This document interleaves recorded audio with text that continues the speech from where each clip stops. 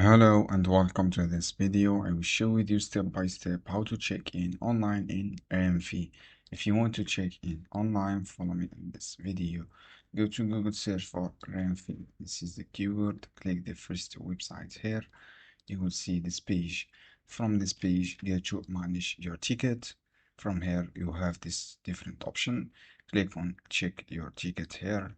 When you click check your ticket, you will be redirected to this page. This is your ticket, as you can see here. If you want to check in online, just copy your code. This is the code for your ticket. The location, write your all details, locator number. This is locator number. And then this is Combiano, enter the origin from here. Choose a location. And then choose your basic made purchase for phone or card. Write your email address and then click on the search. This is how you can do. Just fill all this field trip information, location, your location, road number, and click search. This is how you can do. I hope this guide helpful for you. Don't forget to give like and share this video.